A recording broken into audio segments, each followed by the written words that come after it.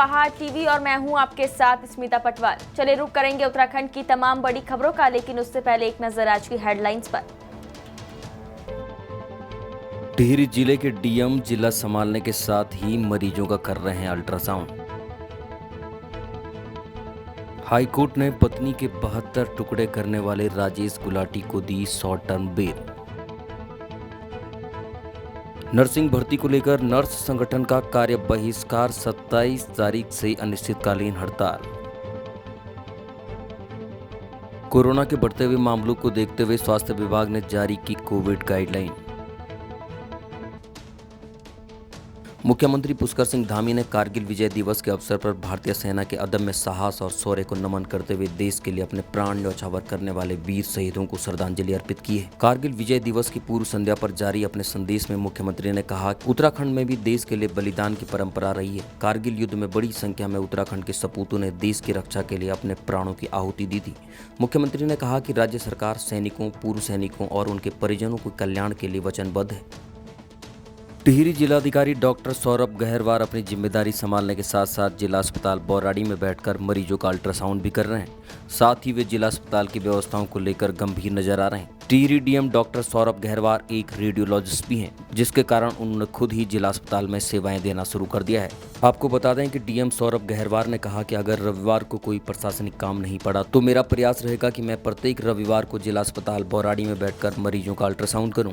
उन्होंने कहा कि जिले में स्वास्थ्य और शिक्षा व्यवस्था को बेहतर बनाना उनकी प्राथमिकता है।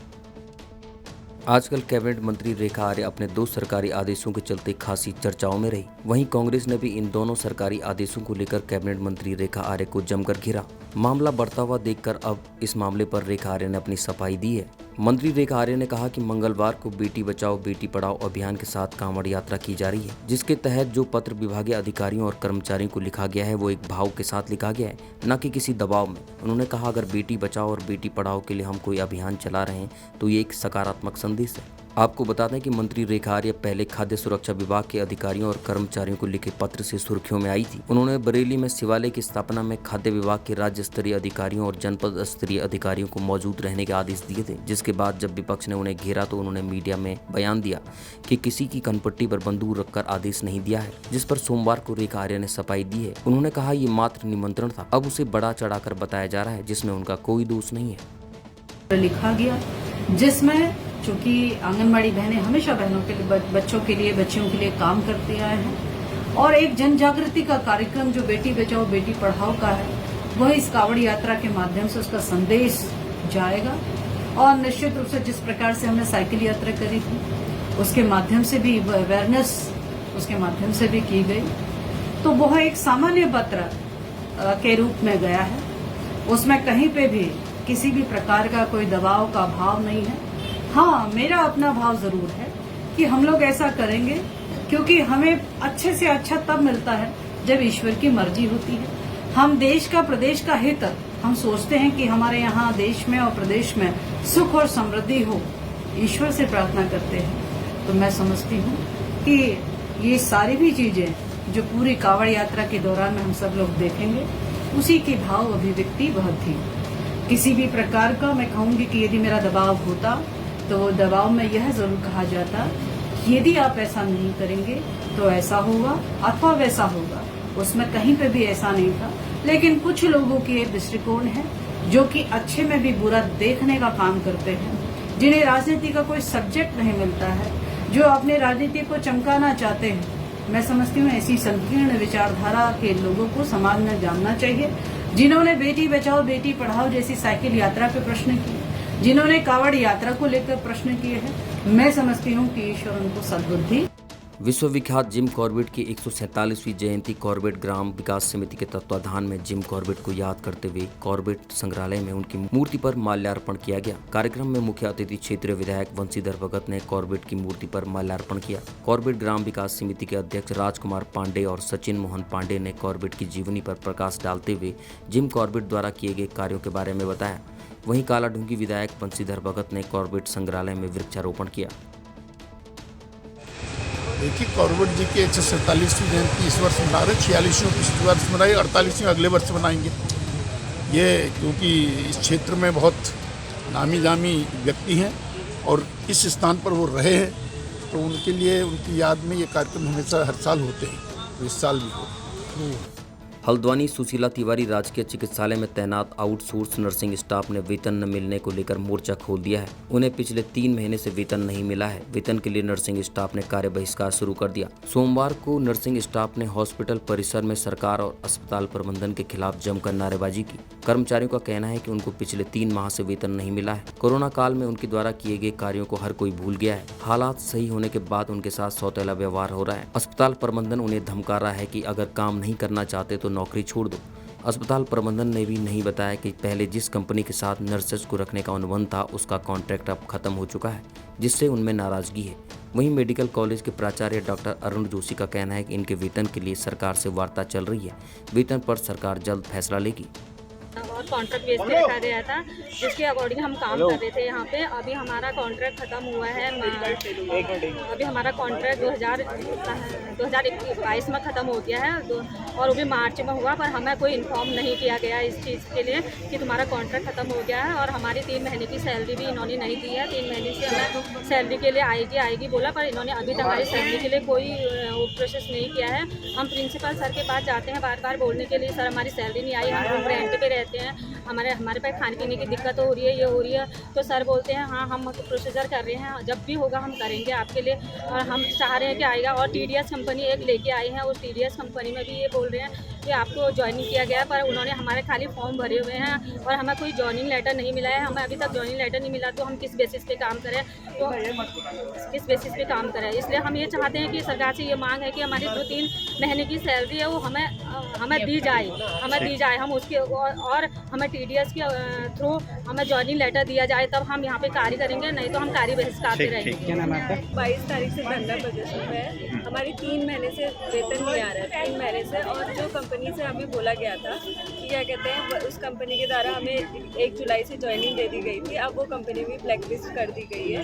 आगे को हमें कुछ नहीं पता है हमें क्या करना है, सिर्फ हम लोग हड़ताल पे है अभी, और शासन द्वारा हमें कुछ भी नहीं बताया जा रहा है। बस ये बोला जा रहा है कि तुम्हारा वेतन आएगा, चाहे 1 साल बाद भी आएगा। वहीं प्रिंसिपल सर का हाँ, तो और प्रिंसिपल सर का ये कहना है कि 31 मार्च को तुम्हारा कॉन्ट्रैक्ट पूरा हो चुका था और 3 महीने तक हमने तुम्हें मतलब सहानुभूति दे के इसी तरीके से रखा हुआ था। तो अब आगे क्या रहेगा अपना? जब तक सैलरी नहीं मिलती तब तक धरना प्रदर्शन कंटिन्यू रहेगा या क्या है? जब तक सैलरी नहीं मिलती है और 2 साल का हमारा PF नहीं मिलता, हम लोग हड़ताल में ही रहेंगे। बाकी लोगों ने आपके ज्वाइन कर लिया है, करीब 40 लोगों ने ज्वाइन कर लिया है। उनको डराया गया है, मतलब 40 लोग नहीं है, 20 लोग हैं जिन लोगों ने ज्वाइन कर लिया है, बाकी 50 लोग बाहर हैं। हम लोग 78 लोग हैं, उसमें से 20 लोगों ने सिर्फ ज्वाइनिंग ली है। देखिए, जो कोविड टाइम में था कुछ रिक्रूटमेंट्स और करे गए थे, तो 75 स्टाफ नर्सेज थी जो कोविड हॉस्पिटल और DRDO जो अस्पताल में थे वहाँ के लिए करी गई थी। 75 थी करीबन ये, और ये सैंक्शन पोस्ट थी, उनके अगेंस्ट ही करे गए थे। इन्होंने अच्छा काम किया, करीबन 1.25 साल काम किया। लेकिन जिस एजेंसी, एक आउटसोर्सिंग एजेंसी थी AVSM, उनके तहत ली गई थी, तो उसका जो कॉन्ट्रैक्ट गवर्नमेंट से था उसका जो था वो उसमें 31 मार्च को ख़त्म हो गया था। चूँकि वो ख़त्म हो गया था 31 मार्च को, तो उसके बाद इनको रखना कठिनाई की चीज़ थी, क्योंकि जब ख़त्म कैसे पेमेंट करेंगे। लेकिन अच्छा काम किया था, अस्पताल की ज़रूरत थी, तो इनको हमने अप्रैल, मई, जून इन्होंने काम अच्छा करा, वो ठीक है। लेकिन बार बार कहते थे, गवर्नमेंट को भी लिखा गया कि कैसे है, क्यों नहीं वो उसमें इश्यूज़ आए, तो उन्होंने देखते हैं। फिर एक गवर्नमेंट ने एक नई एजेंसी आइडेंटिफाई कर ली TDS के नाम से, उनके तहत इनका अग्रीमेंट करा दिया गया। 1 जुलाई से हो गया है, इनके सब फॉर्मेलिटीज़ कर दी गई, लंबी होती हैं, तो 1 जुलाई ऑनवर्ड्स इनका पेमेंट होगा। अब ये लोग एजिटेट ये कर रहे हैं कि हमको वो नहीं है तो हम नहीं काम करेंगे, तो ये इनको बताया कि आप काम करते रहिए, गवर्नमेंट सिंपैथेटिक है, देखिए आपका काम जो है अच्छा ही है, सैंक्शन पोस्ट की कोशिश करेंगे दिलाने का। अब कब होगा, कैसे होगा, I can't give 100% committee, but कोशिश कर रहे हैं इसमें करने के लिए। उत्तराखंड में कोरोना के केस फिर से बढ़ने लगे हैं। पिछले 15 दिनों में 1000 से ज्यादा मामले सामने आ चुके हैं। राज्य में संक्रमण के बढ़ते मामलों को देखते हुए अब स्वास्थ्य विभाग ने कोविड की गाइडलाइन जारी कर दी है। नेशनल हेल्थ मिशन के मिशन निदेशक डॉक्टर राजेश कुमार की तरफ से जारी गाइडलाइन में 5 सूत्रीय रणनीति, जिसमें जाँच, निगरानी, उपचार, टीकाकरण और कोविड-19 उपयुक्त व्यवहार का अनुपालन करने से जुड़े आदेशों को सुनिश्चित करने के लिए कहा गया है। वहीं दूसरी तरफ स्वास्थ्य महकमे द्वारा कोरोना आपातकाल की स्थिति में oxygen cylinder, oxygen concentrator, ventilator, ICU bed समेत तमाम जरूरी उपकरणों को पर्याप्त संख्या में रखने के निर्देश दिए हैं। आगामी 27 जुलाई से प्रदेश की स्वास्थ्य व्यवस्थाएं चरमरा सकती हैं। बता दें कि संविदा बेरोजगार स्टाफ नर्सेज संगठन ने 27 जुलाई से अनिश्चितकालीन हड़ताल का ऐलान कर दिया है। दरअसल लंबे समय से संगठन वर्षवार नियुक्ति की मांग कर रहा है, जिस पर स्वास्थ्य मंत्री द्वारा लगातार आश्वासन भी दिए जा रहे हैं, लेकिन प्रक्रिया प्रारंभ नहीं हो पाई है। ऐसे में अब संगठन ने पूर्ण रूप से बहिष्कार करने का निर्णय लेते हुए हड़ताल पर जाने का ऐलान कर दिया है, जिससे प्रदेश की स्वास्थ्य व्यवस्थाएं चरमरा सकती हैं, क्योंकि वर्तमान में प्रदेश के विभिन्न अस्पतालों में इन्हीं कर्मचारियों के द्वारा सेवाएं दी जा रही हैं। आपको बता दें कि 24 दिसंबर 2021 को कैबिनेट में इस भर्ती को वर्षवार करवाने पर भी चर्चा हुई थी, जिसके बाद युवाओं में उम्मीद जगी थी, लेकिन लंबा समय बीत जाने के बाद भी भर्ती प्रक्रिया शुरू नहीं हो पाई है, जिससे संगठन अब अनिश्चितकालीन हड़ताल पर जाने का मन बना चुका है। देहरादून के चर्चित अनुपमा गुलाटी हत्याकांड में आजीवन कारावास की सजा काट रहे उसके पति राजेश गुलाटी को राहत मिली है। हाईकोर्ट ने राजेश को इलाज के लिए 45 दिन की शॉर्ट टर्म बेल दे दी है। आपको बता दें कि राजेश गुलाटी ने अपनी पत्नी अनुपमा गुलाटी की 17 अक्टूबर 2010 को निर्मम हत्या कर दी थी। उसने शव के 72 टुकड़े कर डीप फ्रीजर में डाल दिया था।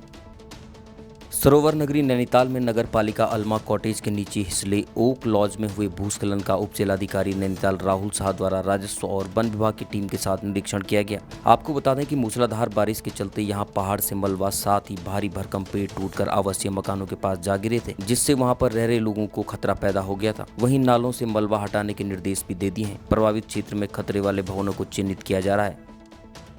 अलकनंदा भूमि संरक्षण वन प्रभाग गोपेश्वर द्वारा आटागाड़ रेंज अंतर्गत हरेला पर्व पर राजकीय इंटर कॉलेज कर्णप्रयाग के परिसर में मुख्य अतिथि कर्णप्रयाग विधायक अनिल नौटियाल ने वन विभाग के अधिकारियों के साथ वृक्षारोपण किया। इस मौके पर 150 से अधिक फलदार और छायादार पौधे रोपे गए। राजकीय इंटर कॉलेज में आयोजित कार्यक्रम में मुख्य अतिथि कर्णप्रयाग विधायक अनिल नौटियाल ने दीप प्रज्वलित कर कार्यक्रम का शुभारंभ किया। इस अवसर पर कार्यक्रम को संबोधित करते हुए कर्णप्रयाग विधायक अनिल नौटियाल ने कहा, वनों को बचाने के लिए प्रत्येक व्यक्ति को हरेला पर्व पर एक पौधा अवश्य लगाना चाहिए। हरेला पर्व के उपलक्ष्य में कार्यक्रम किया जा रहा है। हरेला पर्व हमारी संस्कृति से जुड़ा है और हमारे माननीय वन मंत्री महोदय का निर्देश है कि इस बार हरेला पर्व को जन आंदोलन के रूप में बनाया जाए। उसी क्रम में हम लोगों ने राजकीय इंटर कॉलेज में आज ये कार्यक्रम रखा है, जिसमें हमारे अति सौम्य विधायक माननीय विधायक जी पधारे हुए हैं इस क्षेत्रीय कर्णप्रयाग के। उनके साथ यहाँ के ब्लॉक प्रमुख और नगर पालिका के भी अध्यक्ष हैं, छात्र छात्राएँ हैं। करीब 150 पौधों का रोपण किया गया है और इसे हमें जन आंदोलन बनाना है कि अधिक से अधिक वृक्ष हम लगाएं। हमारे देश में है और हमारे प्रदेश में भी है कि अधिक से अधिक वृक्ष लगाएं और वृक्ष लगाने से केवल काम नहीं चलने वाला है, उनकी सुरक्षा हमको करनी आवश्यक होगी। और अभी तो हमारी जो बैठक माननीय मुख्यमंत्री जी की अध्यक्षता में देहरादून में हुई है, माननीय वन मंत्री जी के नेतृत्व में, उसमें सारे अधिकारी उपस्थित थे। तो उसमें ये तय किया गया है कि अब वनों में केवल हम वृक्ष ना लगाएं, फलदार वृक्ष भी हमको वनों में लगाने पड़ेंगे, ताकि जो एक बार एक शिकायत आ रही है कि बंदर जो है हमारे शहरों की ओर आ रहे हैं, उनकी रोकथाम हम वन में ही कर पाएँ। और मैंने तो आग्रह किया है उस बैठक में, प्रदेश की बैठक में, जिसमें माननीय मुख्यमंत्री जी भी उपस्थित थे, कि चमोली जनपद में एक बंदर बाड़े का निर्माण शीघ्र किया जाए। तो मुझे लगता है कि उस दिशा में भी हम बहुत तेज़ी से आगे बढ़ेंगे। बाजपुर में एसडीएम राकेश चंद्र तिवारी ने बाल श्रम पर रोक लगाने के लिए विभिन्न विभाग के अधिकारियों और व्यापारियों के साथ बैठक की। इस दौरान एसडीएम राकेश चंद्र तिवारी ने बाल मजदूरी पर रोक लगाने के अधिकारियों को निर्देश दिए और व्यापारियों से बाल मजदूरी न कराने की बात कही। आपको बता दें कि बाजपुर के एसडीएम कार्यालय में एसडीएम राकेश तिवारी ने बाल मजदूरी पर रोक लगाए जाने को लेकर के एक बैठक आयोजित की थी। बैठक में श्रम प्रवर्तन अधिकारी, तहसीलदार, एनजीओ, शिक्षा विभाग सहित विभिन्न विभागों के अधिकारी और व्यापारी मौजूद रहे। हाँ, बाल श्रम उन्मूलन के लिए बार बार आ रही थी शिकायतें कि बाजपुर के कुछ व्यावसायिक प्रतिष्ठानों में और कुछ खनन क्षेत्रों में बाल श्रम का उपयोग किया जा रहा है। तो इसको दृष्टिगत रखते हुए मैंने जो हमारे लेबर इन्फोर्समेंट ऑफिसर है उनको निर्देशित किया कि इस संबंध में त्वरित कार्रवाई करें। तो उनके द्वारा संज्ञान में लाया गया कि सर एक बैठक आहूत कर ली जाए आपकी अध्यक्षता में, उसके पश्चात इसमें कार्रवाई किया जाना उचित होगा। तो उसके दृष्टिगत आज यहाँ व्यापार मंडल, लेबर डिपार्टमेंट, तहसीलदार साहब, ब्लॉक और नगर पालिका के साथ एक संयुक्त बैठक की गई। बैठक में जो चाइल्ड लेबर से संबंधित हमारे एनजीओ हैं वो भी उपस्थित हैं। तो उनको बाल श्रम में जो बच्चों को फंडामेंटल राइट्स मिले हैं, उनके राइट टू एजुकेशन भी है, तो उसके दृष्टिगत जानकारी दी गई। और उसके अलावा ये कहा गया कि कहीं भी यदि बाल श्रम पाया जाता है तो उनके विरुद्ध जो है संबंधित व्यावसायिक प्रतिष्ठान के विरुद्ध सख्त से सख्त कार्रवाई की जाएगी, जिसमें सज़ा एवं अर्थदंड दोनों का प्रोविज़न है। तो अभी अवेयरनेस के लिए हमने व्यापार मंडल वगैरह को 1 सप्ताह का टाइम दिया है और मंडे से इसमें अभियान चलाया जाएगा और बादकुल को कोशिश की जाएगी कि बाल श्रम से पूरी तरह से उन्मूलित किया जाए। विकासखंड मुनस्यारी में मुनस्यारी से लीलम को जोड़ने वाला मुख्य मोटर मार्ग सेनर घाट के पास रविवार रात को भारी बारिश के कारण भारी मलबा आने से मोटर मार्ग ध्वस्त हो गया, जिससे यातायात पूरी तरह से बाधित होने से थापा, सिन्नर और मल्ला जोहर के लोगों को काफी परेशानी का सामना करना पड़ रहा है। जनपद टिहरी गढ़वाल विकासखंड भिलंगना के प्राथमिक स्वास्थ्य केंद्र पिलखी घनसाली में कार्यरत स्टाफ नर्सेज ने लंबित मांगों के चलते अस्पताल में काला फीता बांधकर कार्य बहिष्कार किया। आपको बता दें कि धामी सरकार द्वारा वर्ष 2021 में कैबिनेट द्वारा नर्सिंग भर्ती प्रक्रिया वर्षवार कराने का निर्णय लिया था, लेकिन 7 माह गुजरने के बाद भी ये भर्ती प्रक्रिया शुरू नहीं हो पाई है। स्टाफ नर्सेज का कहना है कि अगर उनकी मांगें पूरी नहीं हुई तो उनके द्वारा पूरे प्रदेश में अनिश्चितकालीन हड़ताल की जाएगी, जिसका खामियाजा पूरे प्रदेश भर की जनता को भुगतना पड़ेगा। 221 पदों की जो 12 दिसंबर 2020 को उत्तराखंड सरकार द्वारा भर्ती निकाली गई थी, तो उसका अभी तक सरकार द्वारा कोई ठोस निर्णय लिया नहीं गया।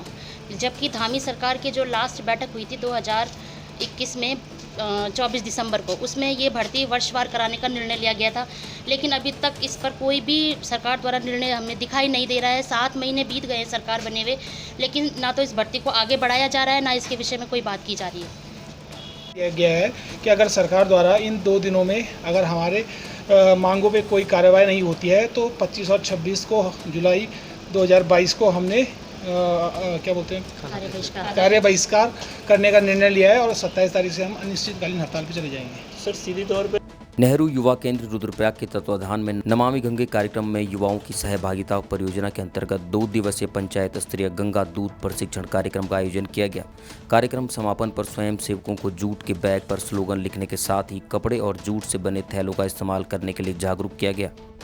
इस प्रकार से यहाँ पे स्वच्छता अभियान से लेकर नमामि गंगे के तहत आज 24 तारीख को जिस प्रकार से यहाँ पे 50 बच्चों ने लगभग इसमें प्रतिभाग किया और लगातार यहाँ पे हम नेहरू युवा केंद्र की टीम के द्वारा और नेहरू युवा केंद्र के जितने भी लोग हैं उनके द्वारा यहाँ पे बताया गया है कि स्वच्छता अभियान बहुत ज़रूरी है और इंसान के जीवन में अगर स्वच्छता है तो इंसान कई लंबे जीवन तक जी सकता है। और रही बात नमामि गंगे की, नमामि गंगे के तहत जिस प्रकार से हमारे गांव के छोटे छोटे नालों के रूप में आजकल बरसात में जो कूड़ा करकट जो एक्स्ट्रा आ रहा है, उसके लिए हमने बच्चों को प्रेरित किया कि जो कूड़ा करकट है उनको एक किनारे रखकर अलग रखें, अपने छोटे छोटे नालों में न डालें और नदियों में न डालें, जिससे कि वो जो नदी नाले हैं वो गंगा में अंत में जो गाँव से जो नदियाँ आती हैं गंगा में समर्पित हो जाती है। समर्पित होने के बाद उसमें हमारा जो पर्यावरण है, अगर उसमें कूड़े करकट आते हैं तो कहीं ना कहीं प्रदूषण का रूप ले सकती है। उसी के हिसाब से ये जो 40% जो हमारा जल है, गंगा जल है, वो हमारी पूरी जो जितनी जनसंख्या उसके बराबर कार्य करती है और इससे हमें स्वच्छता पे विशेष ध्यान देना चाहिए। नमामि गंगे का प्रोजेक्ट लगातार 2014 से चल रहा है। माननीय प्रधानमंत्री जी द्वारा लगातार इस पर कार्य किया जा रहा है। इस प्रकार से गांव-गांव में इसके लिए नेहरू युवा केंद्र के द्वारा लगातार कार्य प्रोग्राम किए जाते हैं। कर्णप्रयाग के राजकीय इंटर कॉलेज में छात्रावास में CDS Bipin Rawat youth foundation Victoria Cross Darban Singh Negi का शुभारंभ कर्णप्रयाग विधायक अनिल नौटियाल ने किया। इस मौके पर कर्णप्रयाग विधायक अनिल नौटियाल ने कहा कि कैंप के माध्यम से युवा आज अधिक से अधिक संख्या में सेना में भर्ती हो रहे हैं। कैंप के संचालक यशवंत सिंह रावत ने बताया कि आर्मी भर्ती पूर्व कार्यक्रम पूरे प्रदेश में अलग अलग स्थानों में संचालित हो रहे हैं। इन कैंपों के माध्यम से आर्मी पूर्व निःशुल्क भर्ती प्रशिक्षण दिया जा रहा है। कर्णप्रयाग में 2013 से शुरू हुए कैंप में 250 से अधिक चमोली जनपद के युवा सेना में भर्ती होकर देश की सेवा कर रहे हैं। जय हिंद, मैं Yashwant Singh Rawat, instructor youth foundation. ये आर्मी भर्ती पूर्व प्रशिक्षण कैंप पूरे उत्तराखंड में 8 कैंप चलाए जाते हैं, जिसमें एक हमारा उत्तरकाशी डिस्ट्रिक्ट में, एक पौड़ी डिस्ट्रिक्ट में, एक टिहरी डिस्ट्रिक्ट में, एक रुद्रप्रयाग डिस्ट्रिक्ट में, एक चमोली डिस्ट्रिक्ट में और एक हमारा रामनगर में ये कैंप चलाए जाते हैं। और इन कैंपों के माध्यम से यूथ फाउंडेशन के द्वारा निःशुल्क आर्मी भर्ती पूर्व प्रशिक्षण दिया जाता है। कर्णप्रयाग क्षेत्र में डीसी दरबान सिंह कैंप चलाया जाता है और अभी तक 2013 से लेकर के और 2022 तक तकरीबन 200 से 250 बच्चे हमने चमोली जनपद के यहाँ से पास आउट किए हैं, जो कि भारतीय सेना में अपनी सेवाएं दे रहे हैं, देश की रक्षा के लिए तत्पर हैं। और पैरामिलिट्री फोर्सेस, एयरफोर्स, नेवी, अन्य विभागों में भी यहाँ के बच्चे गए हैं। यूथ फाउंडेशन का मकसद पर्यावरण की सुरक्षा के मद्देनजर नैनीताल जनपद के स्यात कोटाबाग स्थित राजीव गांधी नवोदय विद्यालय परिसर में पौधारोपण किया गया। कालाढूंगी तहसीलदार प्रियंका रानी ने कार्यक्रम का शुभारंभ करते हुए कई प्रजातियों के पौधे रोपे। स्वतंत्रता संग्राम सेनानी श्रीदेव सुमन की पुण्यतिथि के अवसर पर ICICI फाउंडेशन रामनगर के तत्वाधान में पौधारोपण करते हुए 200 फलदार और फूलदार पौधों का रोपण किया गया। सितारगंज में थारू समाज के लोगों ने लेखक अजय रावत द्वारा अपनी पुस्तक में थारू समाज के लिए लिखे गए अशोभनीय शब्दों से नाराज होकर लोगों ने शहर में जुलूस निकालकर मुख्य चौराहे पर अजय रावत की पुस्तक की प्रतियां जलाई। साथ ही सितारगंज तहसीलदार और सितारगंज क्षेत्राधिकारी ओम प्रकाश को ज्ञापन सौंपा। ज्ञापन सौंपकर लेखक अजय रावत के खिलाफ SC/ST एक्ट में कार्रवाई करने की मांग के साथ ही अजय रावत द्वारा लिखी गई पुस्तक पर पूर्ण प्रतिबंध लगाने की मांग की। अजय रावत द्वारा थारू समाज के बारे में लिखे गए अशोभनीय शब्दों के बाद थारू समाज में काफी आक्रोश देखने को मिल रहा है। वहीं थारू समाज के लोगों ने सितारगंज एकत्रित होकर एक सभा का आयोजन भी किया। माने ये कि जिस पुस्तक में उन्होंने ये जो शब्द कहे हैं जो वास्तव में संविधान में भी लागू नहीं होती, उसमें प्रतिबंध लगा हुआ है, ऐसे शब्दों का उन्होंने प्रयोग किया है। इसलिए हम चाहते हैं कि उस पुस्तक पर पूरी तरह से बैन होनी चाहिए और जितनी भी पुस्तकें उनकी निकली हैं वो भी वापस आनी चाहिए और उनको निश्चित रूप से ठीक प्रकार से जो SC/ST आयोग के तहत उन पर कार्रवाई की जानी चाहिए। हाँ, इन्होंने तहसीलदार साहब ने, SDM साहब ने भी कहा कि हम पूरी तरह से उसकी प्रतियाँ ऊपर को भेजेंगे और उसमें पूरी रूप से कार्रवाई करेंगे। यहाँ पर थानाध्यक्ष साहब ने भी कहा है, हमको पूरा आश्वासन दिया कि हम निश्चित रूप से इसमें कार्रवाई करेंगे। अगर कार्रवाई नहीं होती है तो हम पुनः ही आंदोलन करेंगे और इससे उग्र आंदोलन करेंगे। प्रोफेसर अजय सिंह है, जो मुख्य विद्यालय के प्रोफेसर है, उन्होंने थारू जाति के लिए कुछ आपत्तिजनक बातें इसमें लिखी है, जिससे थारू जाति के लोग विरोध करने आए थे। उन्होंने ज्ञापन दिया, ज्ञापन देके उचित माध्यम से उच्च अधिकारी को बात किया जाए, जो भी आगे से उस हिसाब से कार्रवाई। मसूरी में नाग देवता मंदिर समिति ने हाथी पांव रोड स्थित नाग मंदिर परिसर में आयोजित 13वां महारुद्र यज्ञ शिव महापुराण कथा का शुभारंभ किया। भारी संख्या में श्रद्धालुओं ने डोली और कलश यात्रा में बढ़ चढ़कर हिस्सा लिया। इससे पूर्व मसूरी के क्यारकुली भट्टा गांव में कलश यात्रा निकाली गई, जिसमें भारी संख्या में श्रद्धालुओं ने बढ़ चढ़कर प्रतिभाग किया। वहीं महिलाओं ने सर पर कलश रखकर नंगे पांव करीब 10 किलोमीटर पैदल सफर तय किया। इस अनुष्ठान को लेकर श्रद्धालुओं में काफी उत्साह देखने को मिल रहा है। कांवड़ मेले में लाखों की तादाद में पहुंचने वाले कांवड़ियों के स्वास्थ्य के साथ खिलवाड़ किया जा रहा है। ज्यादा मुनाफा कमाने के लिए कुछ लोग फलों के जूस के नाम पर केमिकल युक्त जूस कांवड़ियों को पिला रहे हैं। इसका खुलासा बीजेपी नेता और समाज सेवी भूपेंद्र कुमार ने किया है। भूपेंद्र कुमार ने दावा किया है कि कांवड़ियों को दिए जा रहे मौसमी के जूस के नाम पर कांवड़ियों को केमिकल पिलाया जा रहा है। भूपेंद्र कुमार ने बताया कि कांवड़ मेले के दौरान कई लोग मुनाफा कमाने के चक्कर में ये सब करते हुए दिखाई दे रहे हैं, जिससे किसी कांवड़े की तबीयत भी बिगड़ सकती है। इतना ही नहीं, ये लोग मुनाफा कमाने के चक्कर में किसी भी हद तक जा सकते हैं। भूपेंद्र कुमार ने पुलिस प्रशासन के साथ ही जगह जगह बिक रहे मौसमी जूस की पड़ताल की। उन्होंने मौके पर ही केमिकल युक्त जूस को नष्ट किया। साथ ही उन्हें हिदायत दी कि इस तरह का काम धर्मनगरी हरिद्वार में न करें। किच्छा की मारवाड़ी धर्मशाला में सावन माह की शिवरात्रि को लेकर हरिद्वार से पैदल कांवड़ में गंगाजल लेकर आ रहे शिव सेवा कांवड़ संघ के तत्वाधान में जोरदार स्वागत किया गया। वहीं सभी शिव भक्तों का नगर पालिका अध्यक्ष दर्शन कोहली, व्यापार मंडल अध्यक्ष विजय अरोरा ने प्रसाद वितरित कर स्वागत किया। आजकल चार धाम यात्रा रूटों पर सफर करना किसी मुश्किलात से कम नहीं है। कहीं पहाड़ियों से गिर रहे बोल्डर मुसाफिरों के खतरे का सबब बने हैं, तो बाजारों में जाम की समस्या ने अलग से परेशानी बढ़ा दी है। बद्रीनाथ हाईवे पर सिरोबगड़ तो केदारनाथ हाईवे पर भी भटवाड़ी सैंड में पहाड़ी लगातार दरक रही हैं। हर मिनट के भीतर यहाँ बोल्डर गिर रहे हैं। ऐसे में यहाँ पर जब एक वाहन क्रॉस कर रहा है, तभी दूसरी तरफ से दूसरा वाहन भी जा रहा है, जिससे तमाम तरह की समस्याएं पैदा हो रही हैं। वहीं जिला मुख्यालय में सोमवार को लोग जाम से परेशान रहे। कई घंटों तक जाम की समस्या से लोगों को जूझना पड़ा। बरसात के सीजन में चार धाम यात्रा रूट है, उन पर सफर करना बेहद खतरनाक साबित हो सकता है।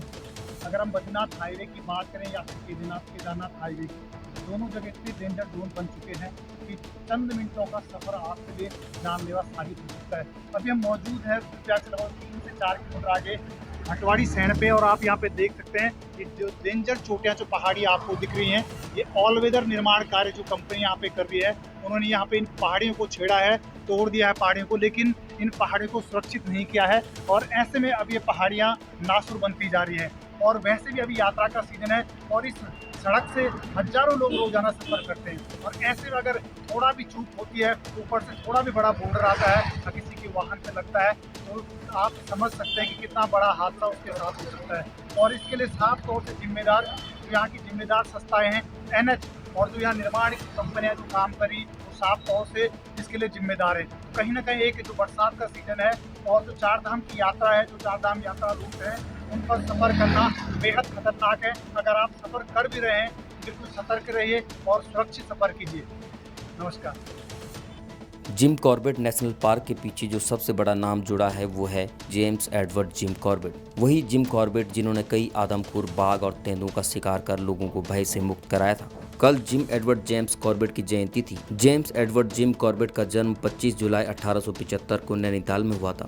नैनीताल में जन्म होने के कारण जिम कॉर्बेट को नैनीताल और उसके आसपास के क्षेत्रों से बेहद लगाव था। उन्होंने अपनी प्रारंभिक शिक्षा नैनीताल में ही पूरी की। अपनी युवावस्था में जिम कॉर्बेट ने पश्चिम बंगाल में रेलवे में नौकरी कर ली, लेकिन नैनीताल का प्रेम उन्हें नैनीताल के हसीन वादियों में फिर से खींच लाया।